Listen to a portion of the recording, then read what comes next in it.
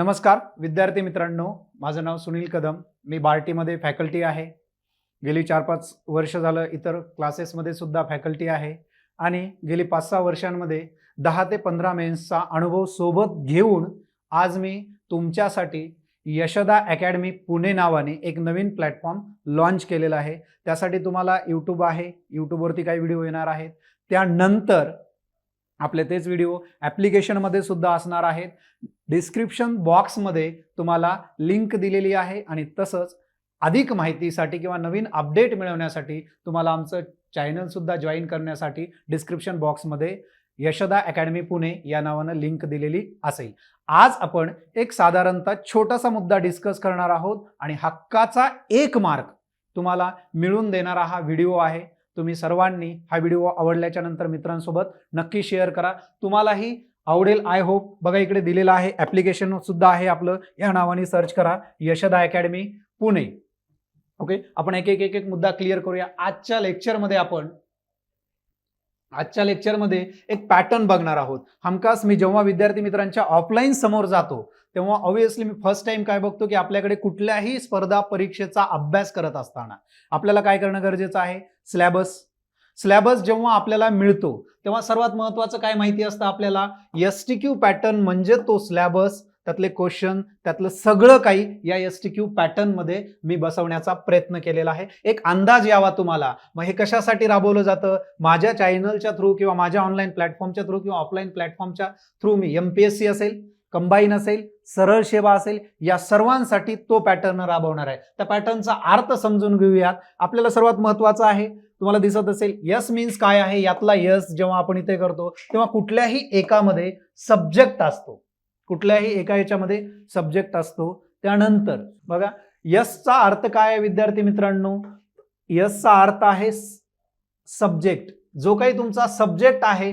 तो महत्वाचा आहे. आजचा सब्जेक्ट आहे विद्यार्थी मित्रांनो तुमचा इंडियन पॉलिटी, बरोबर आहे. आता दुसरा अर्थ आहे, टीचा अर्थ असा आहे विद्यार्थी मित्रांनो की टॉपिक्स. आजचा टॉपिक आहे तुमच्याकडे constitutional and non constitutional bodies, बरोबर आहे. हा आजचा टॉपिक आहे आणि आजच्या टॉपिक वरतीच तुम्हाला सर्वात महत्वाचं काय असतं, एमसीक्यू सोडवणं. मग शेवटचा आपला मुद्दा क्यू मीन्स आहे क्वेश्चन्स ऑफ टॉपिक. म्हणजे याचा अर्थ सिंपल आहे, जो काय हा पॅटर्न असणार आहे तो 3 याच्यामध्ये डिवाइड आहे, एसटी क्यू पॅटर्न. जसं की subject of exam, topic of subject आणि त्या सब्जेक्ट मधले प्रिव्हियस इयर क्वेश्चन पेपर आपण डिस्कस करणार. अशा पद्धतीने ही आपली ऑफलाईन बॅच, ऑनलाईन बॅच दोन्ही सुद्धा अवेलेबल लवकरच होणार आहेत. तुम्ही फक्त आज चॅनल जॉईन करा, लवकरच तुम्हाला या गोष्टींचं अपडेट मिळत राहील. पुढे गेल्याच्या नंतर पुढचा आपण हा आजचा मुद्दा जो आहे त्यात सरळ गोष्ट आहे. आजचा मुद्दा आपल्याला कॉन्स्टिट्यूशनल आणि नॉन कॉन्स्टिट्यूशनल आयोग बघायचे आहेत. काय बघायचे आहेत, कॉन्स्टिट्यूशनल आणि नॉन कॉन्स्टिट्यूशनल आयोग. त्यामध्ये आपण कॉन्स्टिट्यूशन जेव्हा विचार करतो किंवा घटनात्मक आयोग, हमखास एक प्रश्न असतो, बरोबर आहे. मग या घटनात्मक आयोगामध्ये सुद्धा आज आपण बेसिकली एक अंडरस्टँडिंग साठी 3 महत्वाचे आयोग बघणार आहोत, एसी, त्यानंतर एसटी आणि त्यानंतर ओबीसी. या 3 आयोगाबद्दल बघणार आहोत. मग या 3 आयोगाबद्दल बेसिक स्ट्रक्चर किंवा अंडरस्टँडिंग तुमच्या मनामध्ये असणं फार गरजेचं आहे. मग अंडरस्टँडिंग बेसिक काय आहे, तर सर्वात महत्वाचा आहे भाग नंबर 16 ओपन करा. त्यामध्ये 330 ते 342 मध्ये वेगवेगळ्या प्रोव्हिजन्स दिलेल्या आहेत बॅकवर्ड क्लासेससाठी. मग त्यामध्ये 338, 338 ए आणि 338 बी हे 3 आयोग डिनोट करतात, म्हणून यांना घटनात्मक आयोग म्हणतात. जसं की मी इथे राईट करतोय 338 ए, 338 बी. हे रिसेंट आजचं जे अपडेट आहे ते हे आहे. या पद्धतीनं आपल्याला हे 3 आयोग आज कव्हर करायचे आहेत आणि त्यातनं आपल्याला समजून घ्यायचं आहे की नेमकं प्रश्नांचा कल काय आहे. समजलं सर्वांना इथपर्यंत? बघा सिंपल आहे. List of constitutional and non constitutional bodies and post सुद्धा दिलेले आहेत. कधी कधी विद्यार्थी मित्रांनो कॉन्स्टिट्यूशन मध्ये काय आहे याला आपण घटनात्मक म्हणतो, कॉन्स्टिट्यूशन मध्ये नाही असं काय आहे त्याला बिगर घटनात्मक म्हणतो. त्याच पद्धतीनं कधी कधी एखादी गोष्ट घटनेमध्ये नसते पण ती कायद्यामध्ये असते, त्याला इंग्लिशमध्ये स्टॅट्युटरी म्हणतात आणि आपण मराठीमध्ये म्हणलं तर वैधानिक आयोग सुद्धा म्हणतात. आज आपला महत्वाचा मुद्दा आहे कॉन्स्टिट्यूशनल, नॉन कॉन्स्टिट्यूशनल. साहजिक आहे, एवढ्या चार्टवरती तुम्ही कुठलीही एमपीएससीची एक्झाम द्या, सरळ सेवा द्या किंवा कुठलेही द्या, जेव्हा पॉलिटीचा प्रश्न येतो तेव्हा इथनं हमखास एक बीट तुमच्याकडे अवेलेबल होतो. क्वेश्चन पेपरमध्ये. क्लिअर झालं सर्वांना इथपर्यंत? आता मी मेन मुद्द्याकडे वळतो की यामध्ये काय, कॉन्स्टिट्यूशनल मध्ये काय, attorney general of India post आहे का बरं, ही पद आहे का, अगदी बरोबर आहे. कॅग आहे का बरं, बरोबर आहे. Sir attorney general of state आहे का, एजीएस, अगदी बरोबर आहे. फिनान्स कमिशन आहे का 280 मध्ये, अगदी बरोबर आहे. बघा आर्टिकल्स तुम्हाला दिसत आहेत, समजतंय ना मी काय बोलतो ते. 314 आर्टिकल यूपीएससी आहे, एसपीएससी आहे, स्टेट पब्लिक सर्व्हिस कमिशन्स आहेत. 324 मध्ये इलेक्शन कमिशन आहे का बरं. 338 मध्ये नॅशनल कमिशन फॉर एसटी आहे का, अगदी बरोबर. त्यानंतर 338A मध्ये काय आहे, नॅशनल कमिशन फॉर एसटी आहे का, अगदी बरोबर. त्यानंतर पुढे गेल्याच्या नंतर 338B मध्ये काय दिलेलं आहे, तर नवीन प्रोव्हिजन ऍड झालेली आहे, 102वी घटना दुरुस्ती आणि ओबीसी साठी तिथे सुद्धा राष्ट्रीय आयोग आलेला आहे. इथपर्यंत सर्वांना क्लिअर झालं. 350B मध्ये स्पेशल ऑफिसर फॉर मायनॉरिटीज आहे किंवा विशेष अधिकारी आहे. मायनॉरिटी म्हणजे काय, अल्पसंख्याकांसाठी. इथपर्यंत क्लिअर झालं. आय होप तुम्हाला एवढी इंग्लिश तर अंडरस्टँड असेलच. आता इकडे येऊयात, हे जे लिहिलेलं आहे हे सर्व घटनेमध्ये आहे, घटनेच्या कुठल्या तरी कलमामध्ये आहे, म्हणून त्याचा उल्लेख तुम्हाला तिथे सापडलेला आहे. आता जे काही नाही घटनेमध्ये ते एक तर कायद्या थ्रू तयार झालेला असेल किंवा नसेल सुद्धा, त्यांना आपण त्यांचे सुद्धा 2 पार्ट होतात, पण आज तो पार्ट आपल्याला बघायचा नाही. त्यांना वैधानिक आणि बिगर वैधानिक सुद्धा म्हणू शकतो. आता प्लॅनिंग कमिशन आहे जसं की, त्यानंतर नीती आयोग आहे, तुम्हाला माहिती आहे जनरली. नॅशनल डेव्हलपमेंट काउन्सिल आहे. पुढे गेल्याच्या नंतर नॅशनल ह्युमन राईट कमिशन आहे. स्टेटचं तसंच आहे, सेंट्रल स्टेट इन्फॉर्मेशन कमिशन आहे. लोकपाल, लोकायुक्त, हे सर्व जे आहेत माझा एक सेक्शन आहे. विद्यार्थी मित्रांनो आपली पद्धत समजून घ्या. जो काही मी तुम्हाला पॅटर्न सांगितलेला आहे, एस, टी आणि क्यू. एस म्हणजे काय, subject of that particular exam. T म्हणजे काय, the topic of that subject, जो काही असेल तो. आणि क्यू म्हणजे काय, the previous question of that particular topic. हे सर्व एका लेक्चरमध्ये, हे सर्व तुम्हाला एका लेक्चरमध्ये मिळवून देण्याचा हा अभिनव उपक्रम आम्ही राबवत आहोत आणि त्यातलं हे पहिलं लेक्चर आहे. आज आपण फास्टमध्ये क्लिक करून घेऊयात. या 3 लोकांवरती आज माझं फोकस आहे. कुणावरती, या 3 लोकांवरती आज माझं फोकस आहे. यांच्याबद्दल जे काही असेल आयोगाचं, बरोबर आहे, ग्रुप सी पासून ते राज्यसेवेपर्यंत सर्व आधी आपण टॉपिक व्यवस्थित समजून घेऊयात.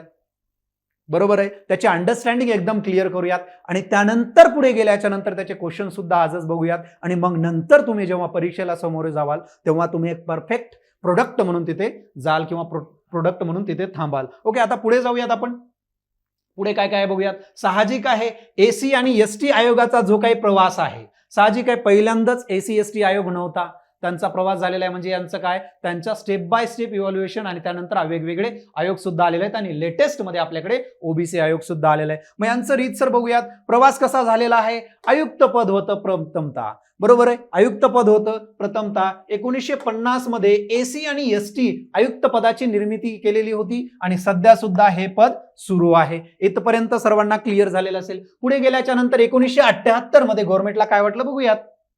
त्यात काय आपलं जातं, एका ठरावाद्वारे एसी आणि एसटी साठी एक अवैधानिक म्हणजे याचा अर्थ आपण म्हणतो की नॉन स्टॅट्युटरी किंवा कायदा नाही तर कायद्याच्या बाहेरील बाजूस. मग कायदेशीर केलं तर त्याला वैधानिक म्हणतात, बिगर कायदेशीर केलं तर त्याला अवैधानिक म्हणतात. बहुसदस्यीय आयोगाला, इथपर्यंत क्लिअर झालं.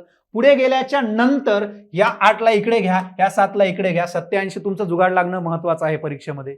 ह्या डेट सर्व विचारलेले आहेत, हे तुम्हाला परीक्षेच्या समोर जाण्याच्या आधीच इथे कळून घेणार आहे मी, कारण पॅटर्न तुमचा क्वेश्चनचा आहेच. पुढे 87 मध्ये याला पलटवल्याच्या नंतर 87 मध्ये एक ठराव परत आला आणि याच्या कार्यात थोडाफार बदल केला आणि एसी एसटी साठींचा राष्ट्रीय आयोग याला असं म्हणण्यात आलं. पुढे गेल्याच्या नंतर 65वी घटना दुरुस्ती केली. प्रथमतः यांनी घटनेला हात लावण्याचा प्रयत्न केला.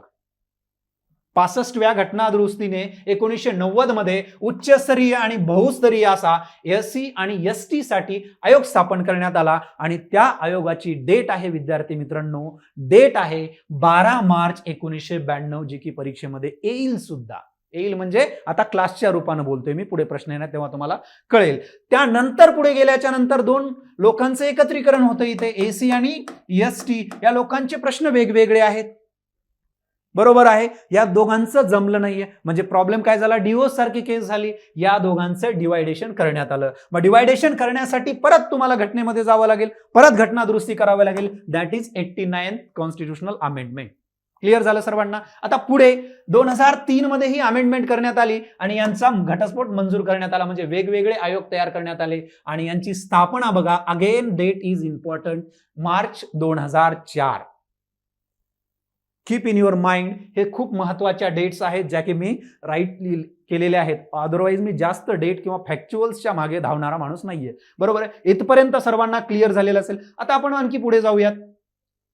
पुढे गेल्याच्या नंतर काय, एसी एसटी जे काही आयोग आहेत किंवा ओबीसी आहेत, आज तर आपलं टार्गेट एसी एसटी आणि ओबीसी एवढंच आहे. बरोबर आहे, हे जे आयोग आहेत यांची रचना काय आहे ते बघू. या आयोगामध्ये कुणीतरी असेल ना, तर त्यात एक अध्यक्ष असतात. अगदी व्यवस्थित समजून घ्या, शांत डोक्याने, का थोडासा वेळ लागेल पण क्वालिटीमध्ये इथं कुठेही कॉम्प्रोमाइज केली जाणार नाही. ओके, एक उपाध्यक्ष असेल तुमच्याकडे आणि 3 सदस्य असतील. एकंदरीतच यांची संख्या विचारली असेल तर एकंदरीत आयोगामध्ये 5 सदस्य असतात, कारण अध्यक्ष सुद्धा सदस्य असतो, त्यामुळे लक्षात ठेवायचं आहे.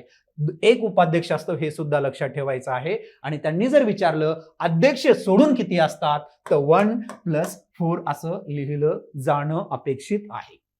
इथपर्यंत सर्वांना क्लिअर झालेलं आहे. आता यांचे कधी कधी हे कोणत्या मंत्रालयात थ्रू काम करतात किंवा कोणत्या मंत्रालयाअंतर्गत येतात हे सुद्धा प्रश्न विचारण्याची रीत आहे. मग national commission for AC and national commission for OBC हे जे आहेत सामाजिक न्याय व सबलीकरण, म्हणजे एसी आणि ओबीसीचे जे आयोग आहेत सामाजिक न्याय आणि सबलीकरण मंत्रालयाकडे आहेत. पुढे गेल्याच्या नंतर मग एसटी वाल्यांचं काय आहे, तर आदिवासी कामकाज मंत्रालय नावाचं एक नवीन मंत्रालय आहे आणि त्या मंत्रालयाकडे यांचा कारभार आहे किंवा त्यांच्या अंतर्गत हे काम करतात. आता या दोघांचं मंत्रालयाचं संपलं. आता सेवा शर्ती अटी हे ठरवणं बेसिकली प्रेसिडेंटचं काम आहे, असं स्पष्ट लिहिलेलं आहे कायद्यामध्ये. मग त्या प्रेसिडेंटच्या अकॉर्डिंग किंवा त्यांच्या ऑर्डरनी यांचा कार्यकाळ ठरलेला आहे 3 वर्ष. किती? 3 वर्ष. बिलकुल चुकायचं नाहीये. यांचा तुम्हाला पश्चाताप थोड्याच वेळात होणार आहे जर चुकलात तर.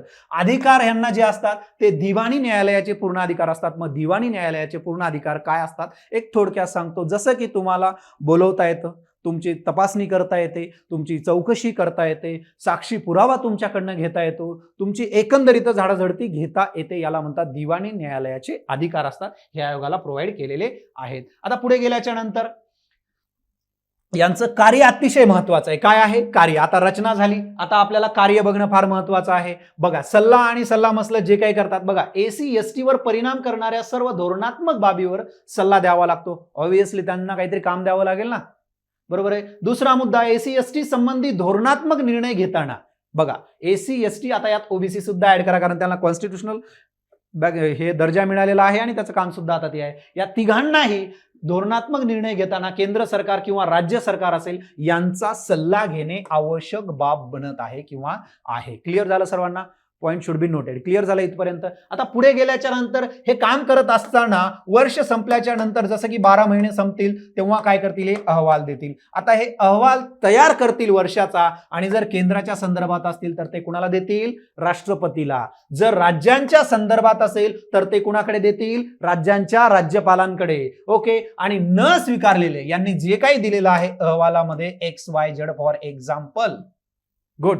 पुढे न स्वीकारलेल्या शिफारसीची कारणे सुद्धा द्यावी लागतात. क्लिअर झालं इथपर्यंत? पुढे गेल्याच्या नंतर हे पॉइंट सगळे तुमच्या एक्झामच्या पॉइंट ऑफ व्ह्यूने अतिशय महत्वाचे आहेत म्हणून मी डिस्कस करतोय त्यावरती. आता अधिकार, अगेन तोच प्रश्न आला. दिवाणी न्यायालयाचे अधिकार असतात आणि भारतात कोठेही अधिकार वापरता येतात, भारताच्या बाहेर वापरण्याचा अधिकार नाहीये. फार आयोग पुढे गेला तर या पद्धतीने तुम्हाला माइंड असणं गरजेचं आहे. आता ओबीसी आयोगाचं काय आहे? सेम रचना आहे जसं मी तुम्हाला बोललेलं आहे. 1+1+3 इज इक्वल टू 5 मीन्स काय? एक अध्यक्ष, एक उपाध्यक्ष, सर 3 सदस्य. गुड. वैधानिक स्वरूप सुद्धा होतं यापूर्वी. आज बोलत असताना घटनात्मक स्वरूप आहे. मग वैधानिक स्वरूप असंच घटनात्मक झालं का? नाही सर, त्यासाठी काहीतरी करावं लागेल. सर काय करावं लागेल? घटनेत बदल करावा लागेल. मग ती घटना कुठली असेल, घटना दुरुस्ती का असेल ते आता पूर्ण बघूयात. ओबीसी साठी एक वैधानिक आयोग स्थापन करा असं मंडळ खटला इंदिरा साहनी 1992, फार फेमस खटला आहे. कधीतरी वेळ मिळाली तर नक्की यावरती बोलेल. बरोबर.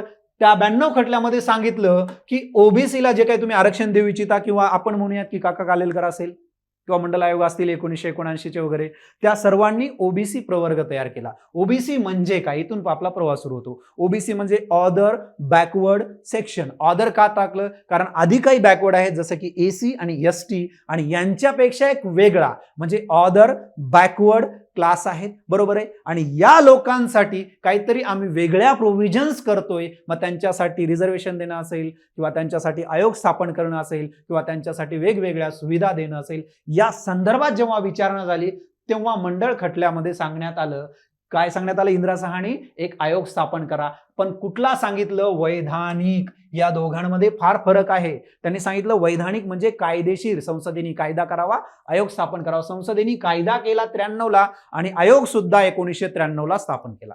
Got it?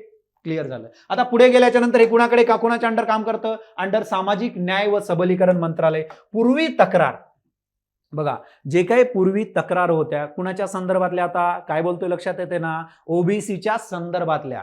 पूर्वीच्या ज्या काही तक्रारी होत्या ओबीसींकडं, आपण म्हणूयात आयोगाकडं घटनात्मक स्टेटस नव्हतं, त्यामुळं त्या तक्रारी एक कार्यशील सक्षम आयोगाकडे जावं म्हणून ते कुणाकडे जात होतं, नॅशनल कमिशन फॉर एससी कडे. कुणाकडे जात होतं, एससी कडे. मग साहजिक आहे ओबीसी वाल्यांचं काम कोण करत होतं, तक्रारी सॉल्व्ह करणं, एससी. मग साहजिक आहे गव्हर्नमेंटला कळलं की आपलं काहीतरी चुकतंय, गव्हर्नमेंटनं परत कार्यक्रम सुरू केला आणि पहिलं बिल मांडण्यात आलं, थावरचंद गेहलोत तेव्हा सामाजिक न्याय सबलीकरण मंत्री होते, त्यांनी बिल मांडलं आणि स्पष्ट लिहिलं 123 बिल 102वी घटना दुरुस्ती केली आणि एक आर्टिकल ऍड केलं. मित्रांनो काय केलं, एक आर्टिकल ऍड केलं. 338 ऑलरेडी ए होतं, मग 338 बी, बरोबर आहे. 338 ए, आता समजून घ्या, 338 मध्ये जेव्हा डिवाइड केलं तेव्हा काय झालं बरं, 338 मध्ये एससी आयोग आला, त्यानंतर 338 ए आलं आणि त्यामध्ये एसटी आयोग आला. आता पुढे चालून 338 बी आलं म्हणजे आत्ता, आणि त्यामध्ये काय आलं, ओबीसी आयोगाला. पुढे गेल्याच्या नंतर 342 ए एक आर्टिकल बदलण्यात आलं आणि त्यामध्ये ओबीसीची लिस्ट टाकण्यात आली, बरोबर आहे. 342 ए ऍड करण्यात आलं आणि ओबीसीची लिस्ट टाकण्यात आली. एकंदरीतच यांनी पुढे चलून 366 मध्ये सुद्धा थोडासा बदल केला, ओबीसीची लिस्ट तिथं पण अपडेट करण्यात आली, नॉट डेफिनेशन. क्लिअर झालं सर्वांना? गुड. आता बघा, आजही त्याच मंत्रालयाच्या अंतर्गत आहे, पण आत्ता पूर्वीच्या तक्रारी कुणाकडे जायच्या, नॅशनल कमिशन ऑफ एससी कडे. आता मात्र आयोग स्वतः सक्षम आहे, स्वतः घटनात्मक रूप आहे, त्यामुळे या तक्रारी आता आयोगाकडे जात आहेत. पुढे गेल्याच्या नंतर आता साहजिक आहे इथपर्यंत सर्वांना क्लिअर झालं असेल. एक राऊंड मॅप तुम्हाला देतो की नेमकं काय काय करायचं आहे आपल्याला. इथपर्यंत क्लिअर झालंय, हे आयोग क्लिअर झालेले आहेत, मंत्रालय क्लिअर झालेलं आहे, प्रवास यांचा पूर्ण क्लिअर झालेला आहे, नवीन नवीन आलेले आहेत. इथपर्यंत सर्वांना क्लिअर झाला असेल. अशा पद्धतीनं मला सांगायचंय हेच की अशा पद्धतीनं एकदम क्वालिटी बेसवरती एज्युकेशन प्रोव्हाइड करणं हा माझा प्रामाणिक उद्देश आहे. मी थोडासा स्ट्रेट फॉरवर्ड आहे, त्यामुळे या गोष्टी तुम्हाला समजत असतील तर तुमच्या मित्रापर्यंत नक्की शेअर करा. आपलं ऍप्लिकेशन सुद्धा लॉन्च झालेलं आहे, डिस्क्रिप्शन बॉक्समध्ये लिंक दिलेली आहे, ऍप्लिकेशन स्टोअर करा. लवकरच नवीन बॅच आपण स्टार्ट करतोय, ऑनलाईन सुद्धा आणि ऑफलाईन सुद्धा. आता आपण जाऊयात एक्झॅक्ट यावरती. सर प्रश्न येतात का, तर उत्तर आहे अगदी बरोबर, येणार म्हणजे येणार. 1 किंवा 2 प्रश्न येतात. यावर्षी सुद्धा लेटेस्ट एमपीएससी ला सुद्धा प्रश्न आलेले आहेत यामध्ये. आता पुढे जाऊयात, एक एक मुद्दा क्लिअर करून घेऊयात.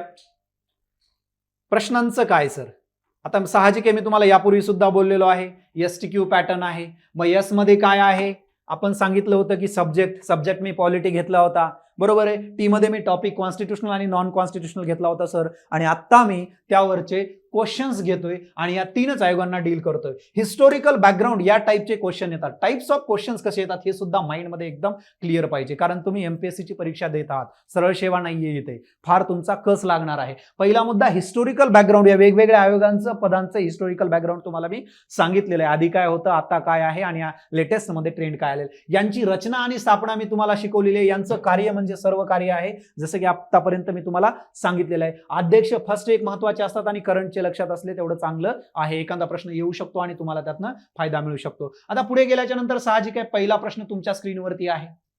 आता हे तुम्हालाही माहिती आहे, सर्व हे आयोगाचे प्रश्न आहेत. माझे आहेत का? बिलकुल नाहीये. मग हा प्रश्नांमध्ये काय विचारलेला आहे बघा, खालीलपैकी कोणती यंत्रणा बिगर घटनात्मक स्वरूपाची आहे? अगदी 0 पासून विद्यार्थ्यांनी सुरू केलं, त्यांना सुद्धा फायदा होईल या टेक्निकनी मी मार्केटमध्ये उतरलेलो आहे. आता पुढे गेल्याच्या नंतर भाषिक अल्पसंख्याकांसाठी विशेष अधिकारी आहे का बरं? इथे बघा बरं, मी लिहिलं होतं का special officer for linguistic minorities, लिहिलंय का? आठवा जरा, आठवत असेल आत्ताच 2 मिनिटापूर्वी. अगदी बरोबर आहे. घटनेत आहे 350B नावाचा आर्टिकल. सर अगदी बरोबर आहे. पुढे गेल्याच्या नंतर राज्याचा महाधिवक्ता अटॉर्नी जनरल ऑफ स्टेट इथं लिहिलेलं असेल, ऍडव्होकेट जनरल ऑफ स्टेट, बरोबर आहे, ऍडव्होकेट जनरल ऑफ स्टेट लिहिलेलं आहे. अगदी बरोबर आहे सर. 165 नावाचं आर्टिकल आहे. बघा समजून जा व्यवस्थित विद्यार्थी मित्रांनो. म्हणून तुमच्या सब्जेक्टच्या टॉपिकचा डेप्थ मध्ये एरिया पाहिजे. मी याला घेत असताना एवढं एक्सपांड का केलं होतं, एका साईडला कॉन्स्टिट्यूशनल, दुसऱ्या साईडला नॉन कॉन्स्टिट्यूशनल विथ त्यांचे आर्टिकल्स, हे सर्व सांगण्याचा उद्देश माझा तोच होता की तुम्हाला तेवढ्या डेप्थनी एखाद्या विषयाला जावं लागेल, तेव्हा तुम्हाला अंडरस्टँड होईल की परीक्षेमध्ये कसं समोर जायचं. अगदी बरोबर आहे. 165 सर. राज्य लोकसेवा आयोग, स्टेट पब्लिक सर्व्हिस कमिशन, मी स्पष्ट लिहिलं होतं तिथे 314 आर्टिकल मध्ये दिलेलं आहे. म्हणजे सर हे सुद्धा घटनेमध्ये आहे, हे सुद्धा घटनेमध्ये आहे, हे सुद्धा घटनेमध्ये आहे. राज्य मानवी हक्क आयोग मात्र घटनेमध्ये कुठल्याही आर्टिकल मध्ये नाहीये. And that is my answer. बिगर घटनात्मक स्वरूपाची आहे 4. That's it. क्लिअर झालं इथपर्यंत? बघा सिंपल आहे. हे चॅट थोडंसं बघून घ्या, झूम आउट करून घ्या. That's it. या पद्धतीने आपले प्रत्येक लेक्चर असंच होणार आहे. इथपर्यंत क्लिअर झालं? पुढचा प्रश्न तुमच्या समोर, कोणत्या घटना दुरुस्तीने राष्ट्रीय अनुसूचित जाती आणि जमातीचे 2 आयोग केले? आता साहजिक आहे कोणती घटना दुरुस्ती असेल बरं? साहजिक आहे, सिंपल आहे, 89वी घटना दुरुस्ती. डायरेक्ट स्ट्रेट फॉरवर्ड आन्सर द्या आणि पुढे चला, मूव ऑन करा. या पद्धतीने तुम्हाला अभ्यास करणं फार गरजेचं आहे. नवीन जॉईन होणाऱ्या पोरांना ही सर्वात मोठी संधी आहे. त्यांनी असे फॅक्च्युअल्स पटपट पाठ करणे, कारण हे लेटेस्ट ट्रेंडमध्ये सुद्धा असे 1-2 प्रश्न नक्की येत असतात.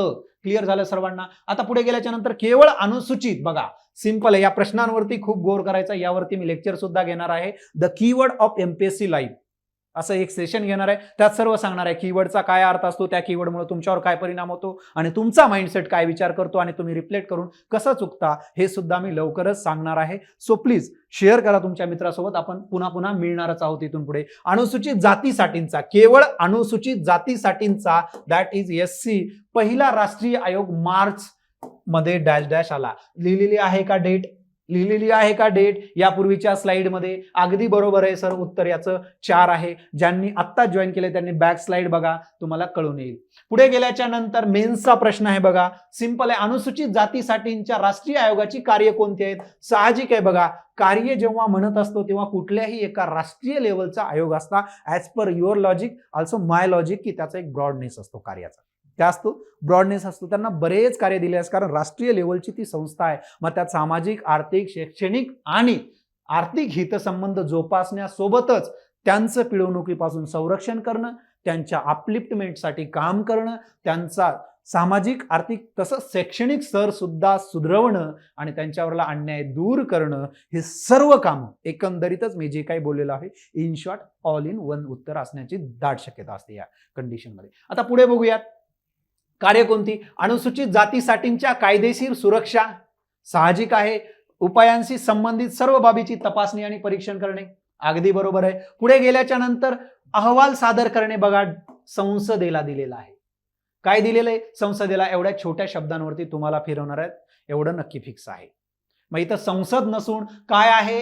हेच अहवाल. जर हा अहवाल, जर बघा इकडे लिहितो, हा अहवाल बघा तुम्हाला समजत असेल, जर केंद्राचा असेल तर प्रेसिडेंटकडे आणि राज्याचा असेल तर गव्हर्नरकडे जातो. मग संसद आलीच कसं काय? पण फ्लो मध्ये you can not understand at that time. बरोबर आहे. त्यामुळे तुम्हाला हे रिअलाइज होणं इतंच गरजेचं आहे की संसदेला असे कीवर्ड किंवा अशा कीवर्डमध्ये तुम्हाला फसवण्याचं जास्त काम करतं. मग साहजिक आहे, हे अगदी बरोबर आहे, हे अगदी चूक आहे, यावरनं मी उत्तर काढू शकतो. I can understand. मला एका प्रश्नांवरनं सुद्धा उत्तर काढण्याची रीत माहित आहे, जसं की वरीलपैकी सर्व नाहीये, हे जर नसेल तर, आणि त्यानंतर मला बी ऑप्शन मध्ये नकोय त्यामुळे हा सुद्धा कट होतो आणि हा सुद्धा कट होतो. उत्तर काढू शकता तुम्ही. आता तिसरं वाचायची गरज नाही in exam hall, but point of view मी एक 0 आलेल्या विद्यार्थ्यांना सुद्धा इथं घेऊन येणार आहे. ज्याचे मार्क्स 0 आहेत, त्यामुळे मला हे सर्व सांगावं लागणार आहे. अनुसूचित जातीच्या सामाजिक आर्थिक विकासाच्या नियोजन प्रक्रियेमध्ये जे काय सामाजिक आर्थिक शैक्षणिक आणि मागासले पण या संदर्भातलं सर्व आयोगाचं काम करणं असतं, कारण तो राष्ट्रीय लेवलचा एक ब्रॉड माइंडसेट विचार करून ए आणि सी उत्तर आहे. याचं क्लिअर झालं. पुढे गेल्याच्या नंतर आता हाच प्रवास बघा, जेव्हा तुम्हाला सांगितलं तेव्हा प्रवासामध्ये सरळ सरळ सांगितलेलं आहे. प्रश्नामध्ये काय विचारलेलं होतं, इथपर्यंत सर्व झालेलं आहे. हेच बघा, अहवालाबद्दल सांगायचं होतं मला. राष्ट्रपतीला हे माहिती आहे, राष्ट्रपतीला देतात. ती स्लाइड आहे, फक्त मी तुम्हाला कन्फर्म करण्यासाठी आणलेलं आहे. राज्यासंबंधी तरतुदीचा अहवाल राज्यपालाकडे देतात. फक्त यांनी एक शब्द ऍड केला, जे की तुम्हाला संसद म्हणून त्यांनी कन्फ्यूज केलं. बरोबर आहे, क्लिअर झालं. पुढे गेल्याच्या नंतर आता बघूयात, हे सर्व माहिती आहे तुम्हाला. खालील विधाने विचारात घ्या. घेतल्यानंतर काय सांगितलेलं, मेन्सचा प्रश्न आहे बघा. राष्ट्रीय अनुसूचित जाती आयोगाची स्थापना 3 मध्ये. बघा किती बारीक सारीक गोष्टींवरती लक्ष असतं आयोगाचं. आता इथे उत्तर खरं तर आहे 4, दिलं त्यांनी 3. झालं आपल्याला कन्फ्यूज, 3 का 4, 3 का 4. काही जण हुशार असतील, 3 पाठ असेल त्यांना, 4 पाठ असेल, पण काही जण नसतील ना, त्या संदर्भात बारीक गोष्टी लक्षात ठेवणं फार गरजेचं आहे. हे नॅशनल लेवलचे आयोग आहेत. हे 4 असल्यामुळे हे चूक आहे. हे चूक असल्यामुळे सर्व बरोबर विचारलेले आहेत. त्यामुळे ए ला या ऑप्शन मध्ये राहण्याचा अधिकार नाहीये, काढून घ्या. पुढे गेल्याच्या नंतर बघा, राष्ट्रीय अनुसूचित जाती आयोगात एक अध्यक्ष, बघा समजून घ्या, एक अध्यक्ष, एक उपाध्यक्ष आणि 3 सदस्य. एक अध्यक्ष, एक उपाध्यक्ष आणि 3 सदस्य असतात. हे मी सांगितलं होतं का नाही? मग त्यावरूनच हे राईट आहे. आता राईट जर असेल तर बी ऑप्शन मध्ये पाहिजे. आता सी बद्दल परत वाद निर्माण झालेला आहे. राष्ट्रीय अनुसूचित जाती आयोगातील सदस्यांची नेमणूक 5 वर्षांसाठी होते. बघा सिंपल आहे, 5 वर्षांसाठी. मी बोलत असताना फार अट्रॅक्टिव्ह सांगत असतो. एक अध्यक्ष, एक उपाध्यक्ष, एकूण 3 सदस्य आणि या सर्वांचा कार्यकाळ 3 वर्ष. Are you getting my point? Clear झालं सर्वांना? गुड. आता विसरणारच नाहीये. म्हणजे याचा अर्थ यांनी परत सी मध्ये गोंधळ केलेला आहे. मग यांनी इथं 2 वाढवला आणि इथं 1 कमी केला. यावरनं तुम्हाला येणं अपेक्षित गरजेचं आहे. ऍक्युरेट आन्सर तुम्हाला माहिती आहे, फक्त बी ऍक्युरेट आन्सर आहे. पुढे गेल्याच्या नंतर आता पुढचा प्रश्न घेऊयात. मेन 17चा आहे बघा. राष्ट्रीय अनुसूचित जमातीच्या, आता बघा राष्ट्रीय अनुसूचित जमातीच्या म्हणजे एसटी आयोगासंदर्भात अचूक म्हणजे याचा अर्थ बरोबर विधान कोणती? हा आयोग 4 मध्ये स्थापन झाला का बरं? आता 2 मिनिटापूर्वी सांगितलं. हा आयोग 4 मध्ये स्थापन झाला सर. अनुसूचित जमातीचे हक्क संरक्षण करण्यासाठी अनुसूचित जमातींना स्वतंत्र राष्ट्रीय आयोग निर्माण करण्यात आला 2003च्या. बघा आता इथं कन्फ्युज व्हायचं नाही. 2003 लाच घटना दुरुस्ती झाली आणि तिचं नाव 89च आहे, पण त्या आयोगाची स्थापना मार्च 2004 मध्ये झाली. कारण आज घटना दुरुस्ती झाली म्हणजे आजच लागू होत नाही, तिला काही वेळ सुद्धा कधी कधी घेतला जातो. 3च्या 89व्या घटना दुरुस्तीनुसार अनुसूचित जाती आणि अनुसूचित जमातीसाठीच्या राष्ट्रीय आयोगाचे विभाजन करून निर्मिती करण्यात आली. हे अगदी बरोबर आहे. पुढे गेल्याच्या नंतर अनुसूचित जाती संदर्भात असलेल्या सर्व महत्वाच्या धोरणासंदर्भात निर्णय घेताना केंद्र व राज्य सरकारांनी कुणाला विचारायला हवं? या आयोगाला विचारायला हवं किंवा सल्ला घेणं आवश्यक आहे. हे सुद्धा अगदी बरोबर आहे. म्हणजे माझा आन्सर काय आहे? वरीलपैकी सर्व.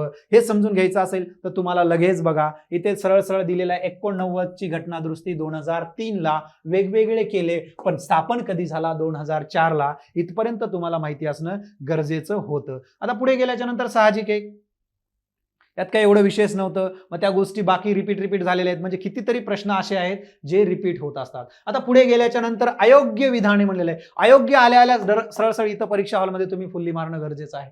पहिला मुद्दा, माइंडसेट एकदम क्लिअर पाहिजे माझा. बरोबर आहे. अंडरस्टँडिंग पेक्षा तुमची परफेक्शन स्ट्रेंथ चांगली पाहिजे. अंडरस्टँडिंग कधी कधी आपण वेळ घेऊ शकतो, पण तुमचं जर परफेक्शन चुकलं तर विषय संपला. किती तुम्ही डेप्थ मध्ये अंडरस्टँड करा. मला परफेक्ट झालं की चुकीचं अयोग्य विधान शोधायचं आहे. म्हणजे जे काही अयोग्य असतील ते इकडे येऊन बसतील. Are you getting my point? Clear झालं. आता मग अयोग्य आहेत ते इकडे बसवायचं आहे. मग राष्ट्रीय मागासवर्गीय राष्ट्रीय आयोग वैधानिक संस्था आहे. अगदी बरोबर आहे. 18च्या आधी वैधानिक संस्था होती. अगदी बरोबर आहे. हे इकडे बसायला नको. या पद्धतीने जरी मी उत्तर काढलं, या ए ला अधिकार नाहीये. आता ऑप्शन कटत नाहीये. पुढे हा आयोग गृह खात्याअंतर्गत काम करतो. आलं मंत्रालय. मी सांगितलं होतं कोणत्या मंत्रालयाच्या अंतर्गत आहे. Get it? Got it? आता बघा सिंपल आहे, यात सरळ सरळ लिहायचं होतं गृह खातं नाहीये तर काय आहे, सामाजिक न्याय व सबलीकरण मंत्रालय आहे, जे की चुकीचं दिलेलं आहे. जर हा चुकीचा असेल तर याला इकडे येण्याचा अधिकार आहे, कारण त्यांनी विचारलेलं आहे चुकीचं काय आहे. त्यामुळं हा बी ऑप्शन मध्ये पाहिजे, या ऑप्शन मध्ये बी नाहीये, त्यामुळे हा कट. गुड. आता पुढे गेल्याच्या नंतर या आयोगाला इतर मागास वर्गातील व्यक्तींच्या तक्रारीमध्ये लक्ष देऊन सोडवण्यासाठीचे अधिकार देण्या एवढे सक्षम करण्यात आलेले नाही, म्हणून तर तेव्हा त्याला घटनात्मक दर्जा नव्हता, नंतर दिला आणि आपण काय केलं, त्याला सक्षम बनवलं. काय बनवलं, सक्षम बनवलं. सिंपल लॉजिक आहे, अगदी बरोबर आहे. तेव्हा तो सक्षम नव्हता, आज सक्षम आहे. या आयोगाची स्थापना 1990 मध्ये झाली. Again date and date. Factuals तुम्हाला फेकले जाणार आहेत परीक्षेमध्ये, ते जेवढे पचतात तेवढे पचवणं तुमचं काम आहे. साहजिक आहे, बॅकग्राऊंड असेल तर यू कॅन गेट वेल.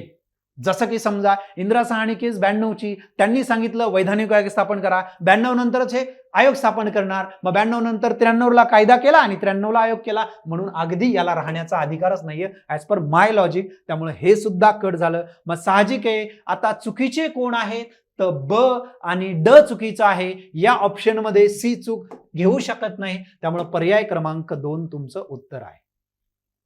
इथपर्यंत क्लिअर झाला असेल. नॅशनल कमिशन एसी एसटी कार्य ओबीसी हे सर्व तुम्हाला माहितीच आहे.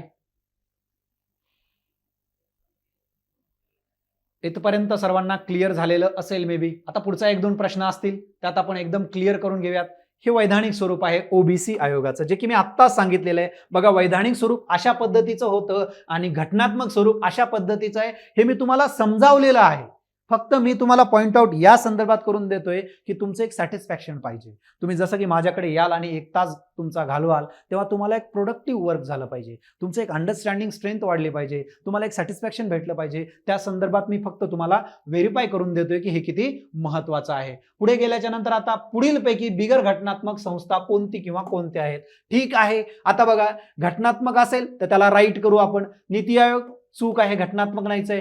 राज्य वित्त आयोग राईट, घटनात्मक आहे. राष्ट्रीय मागासवर्गीय आयोग घटनात्मक आहे सर, राईट. केंद्रीय माहिती आयोग सर घटनात्मक नाही. मग काय म्हणलंय, बिगर घटनात्मक म्हणजे ज्या घटनेत नाहीत. मग नीती आयोग 1 आणि केंद्रीय माहिती आयोग 4 यांची जोडी इथे बसते. हे आत्ताचा राज्यसेवेचा प्रश्न आहे. एवढ्या इझिली तुम्ही सॉल्व्ह केलं.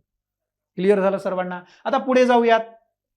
यामध्ये सरळ दिलेलं आहे, एवढे आयोग घेणार आहे मी या लेक्चरमध्ये. हे लेक्चर 1 आहे. एवढे आयोग मी संपवणार आहे. एवढ्या आयोगामधले 5-25 प्रश्न सुद्धा संपवणार आहे आणि मग तुम्हाला बोलण्याचा अधिकार असेल की आता येऊ द्यात प्रश्न कॉन्स्टिट्यूशनल आणि नॉन कॉन्स्टिट्यूशनल पदांबद्दल सुद्धा आणि आयोगाबद्दल सुद्धा. I am ready. ओके, आता पुढे जाऊयात. राष्ट्रीय अनुसूचित जाती म्हणजे एसटी साठी, जमातीसाठीचा विधाने बरोबर आहेत. ठीक आहे. आता सिंपल परत अगेन तोच प्रश्न. बघा, ही एक घटनात्मक संस्था आहे, अगदी बरोबर आहे. 2004ला अस्तित्वात आली, हे सुद्धा अगदी बरोबर आहे.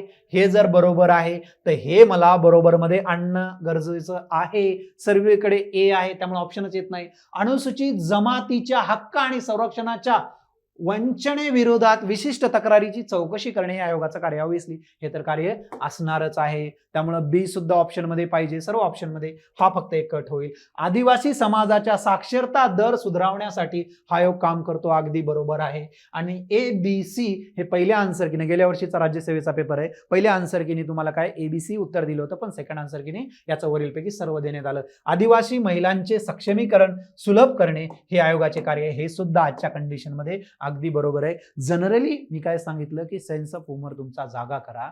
या गोष्टीमध्ये जेव्हा नॅशनल लेवलला एखादा आयोग असतो तेव्हा त्यांना ब्रॉड वेली काम करण्याचा अधिकार दिलेला असतो आणि त्यात हे सर्व येतं बऱ्यापैकी. ओके, रिअरेस्ट ऑफ रिअर केसमध्ये एखाद्या वेळेस फारच फिरवला तर तो मात्र आपल्या माइंडला पचेल असा असतोच प्रश्न. ओके, पुढे गेल्याच्या नंतर आता पुढचा प्रश्न बघूयात. अनुसूचित एसी साठी, जातीसाठी आयोग राज्यघटनेच्या कोणत्या कलमानुसार स्थापन करण्यात आला. साहजिक आहे, आता एकच कलम आपल्याला माहित आहे, 338 साठी एसी आहेत. 338 बी साठी ए साठी कोण आहे बरं, एसटी आहे. आणि 338 बी साठी कोण आहे बरं, ओबीसी आलेला आहे. बी साठी ओबीसी आलेला आहे. इथपर्यंत क्लिअर झालं सर्वांना. आय होप तुम्हाला अंडरस्टँड होत असेल. नसेल तरी मला तुम्ही कमेंट देऊन सांगू शकता की सर समजत नाहीये, I will try my best, कारण याच्यापेक्षा बेस्ट नाहीये. I can understand. माझ्या एवढ्या मोठ्या बॅचेस बाहेर पडलेल्या आहेत, बार्टीमध्ये फॅकल्टी सुद्धा आहे, किंवा अनअकॅडमी असेल किंवा इतर सर्व संस्थांमध्ये गेल्या 5-6 वर्षाचा अनुभव पाठीशी आहे. त्यामुळे चुकत असेल असं काही नाही, पण माणूस आहे, चुकू शकतो. You can suggest me, I always happily accept it. Okay. 102व्या घटना दुरुस्ती अधिनियमाबाबत खालीलपैकी चुकीचे. आता साहजिक असा प्रश्न आहे, चुकीचा आहे आणि याला ऑप्शनला ऑप्शन नाही म्हणजे एकच चुकीचं आहे. मूळतः राष्ट्रीय मागासवर्गीय आयोगाची स्थापना, मूळतः म्हणजे वैधानिक लेवलला मागासवर्गीय आयोग अधिनियम 1991. इंदिरा साहनी 92 हे कायदा 1991. पटतंय का तुम्हाला? बिलकुल नाहीये. 93 पाहिजे होतं. हे चूक आहे. आता चूक आहे, थोडं परीक्षा माइंडमध्ये कन्फ्युज झालं असू शकतं यार, मला माहिती नाही. मग साहजिक आहे, क्रॉस चेक युअर सेल्फ. कसं? मग असं दाखवतो आता, राष्ट्रीय मागासवर्गीय आयोग 102व्या घटना दुरुस्ती अधिनियमाद्वारे घटनात्मक दर्जा प्राप्त झाला. हे अगदी बरोबर आहे. 4 तर चूक नसणार आहे, एकच चूक असणार आहे, त्याला व्हेरीफाय केलं. हे दुसरं तर बरोबर आहे यार. 102व्या घटना दुरुस्ती अधिनियमाद्वारे राज्यघटनेत अनुच्छेद 338 बी आणि 342 ए समावेश करण्यात आला. हे सुद्धा अगदी बरोबर आहे यार. इथपर्यंत सर्वांना क्लिअर झालं. 102व्या घटना दुरुस्ती अधिनियमाद्वारे अनुच्छेद 338 आणि 366 मध्ये तिथं ओबीसीची लिस्ट देण्यात आलेली आहे, बदल करण्यात आला. हे सुद्धा अगदी बरोबर आहे. जर या 3 लोकांना बरोबर म्हणण्याचा अधिकार आहे तर निश्चितच एक लोक किंवा एक स्टेटमेंट चुकीचं असणार आहे. The answer is 1. क्लिअर झालं सर्वांना? हे अशा पद्धतीनं सोडवायचं आहे. बघा, सिंपल लिहिलं होतं. घटनात्मक स्वरूपाबद्दल आणि वैधानिक स्वरूपांना मिक्स करण्यात आलं. काय करण्यात आलं? मिक्स करण्यात आलं आणि थोडंसं खिचडी बनवण्यात आली. बट प्रश्न तुलनेने इझी टू अंडरस्टँड होता. खटला इंदिरा साहनी 92-93चा स्थापन 93चाच कायदा, बिल 123 व 102वी घटना दुरुस्ती, 338 बी ओबीसी, 42 मध्ये लिस्ट आणि 366 मध्ये त्यांच्या डेफिनेशनच्या संदर्भातल्या काही तरतुदी 366 मध्ये करण्यात आलेल्या आहेत. हे अगदी बरोबर होतं. आता पुढचा प्रश्न, राष्ट्रीय अनुसूचित जाती आयोगाबाबत खालीलपैकी कोणते विधान चुकीचे आहे? सुरुवातीला राज्यघटनेत अनुसूचित जाती आणि जमातीसाठी अनुच्छेद 338 नुसार विशेष अधिकारी नेमण्याची तरतूद होती. तर अगदी बरोबर आहे, सुरुवातीला होती. अधिकारी म्हणजेच ऑफिसर्स. 90च्या 65व्या घटना दुरुस्तीनुसार एक सदस्यीय पद्धतीचे रूपांतर बहुस्तरीय अशा अनुसूचित जाती आणि अनुसूचित जमाती राष्ट्रीय आयोगामध्ये करण्यात आले. अगदी बरोबर आहे. आता 2003च्या 89व्या घटना दुरुस्तीद्वारे अगोदरच्या अनुसूचित जाती आणि जमाती आयोगाचं काय करण्यात आलं? पुढे गेल्याच्या नंतर 2 स्वतंत्र आयोगामध्ये ट्रान्सफर करण्यात आलं, त्यांना विभक्त करण्यात आलं. आता साहजिक आहे, हे सुद्धा तुम्हाला राईट वाटतं. चुकीचं एकच असणार आहे, चौथं. जर इथे कन्फर्म असाल, तुम्ही कॉन्फिडन्स असाल तुमचा एवढा इथे की हे राईट आहे, तर हे राईट तुम्ही गोल करू शकता. बट असेल कन्फ्युजन तर वाचून घ्या. राज्यघटनेच्या अनुच्छेद 338 अन्वये अनुसूचित जाती, अनुसूचित जमातीसाठी लोकसभेमध्ये आणि राज्यांच्या विधानसभेमध्ये राखीव जागांची तरतूद करण्यात आली. साहजिक आहे, याबद्दल मला बोलायचं झालं तर भाग 16 बद्दल मी आज बोलतोय.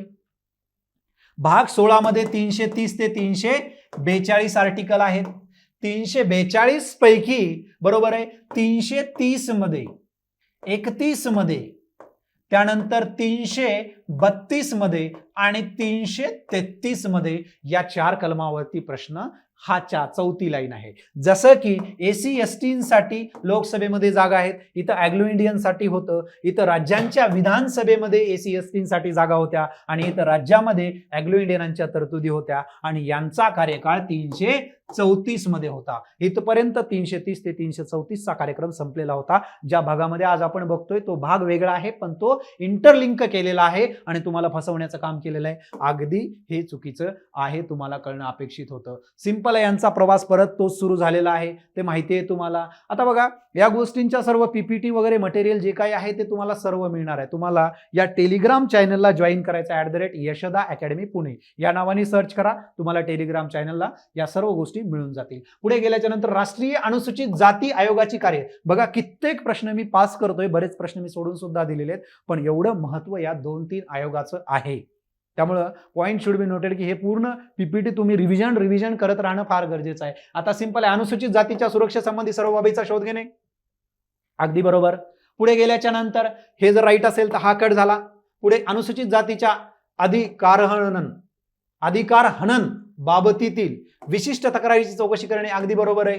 पुढे गेल्याच्या नंतर अनुसूचित जातीच्या सामाजिक आर्थिक विकासाच्या नियोजन प्रक्रियेबाबत सल्ला देणं हे सुद्धा अगदी बरोबर तुमच्या डोक्याला पडतं. एकंदरीतच वरीलपैकी सर्व उत्तर तुमच्याकडे येतं. So all of you thank you so much. तुम्ही एवढा वेळ ऐकून घेतलात मला, त्याबद्दलच मूळतः प्रथमतः तुमचा थँक्यू म्हणतो. आणि दुसरा महत्त्वाचा मुद्दा, जर तुम्हाला व्हिडिओ कंटेंटमध्ये काही सजेशन्स असतील तर ऑलवेज सेंड मी.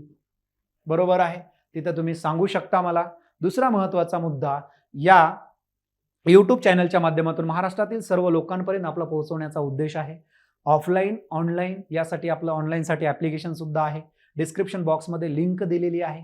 बरोबर आहे. तुम्हाला लेटेस्ट अपडेट आपल्याबद्दल मिळवण्यासाठी टेलिग्राम चॅनलची लिंक सुद्धा डिस्क्रिप्शन बॉक्समध्ये दिलेली आहे. आणि त्यानंतर यूट्यूबवरती सुद्धा व्हिडिओ अपलोड करणार आहोत केलेले आहेत. ते सुद्धा तुम्ही पूर्वीचे व्हिडिओ सुद्धा बघू शकता. Once again thank you so much.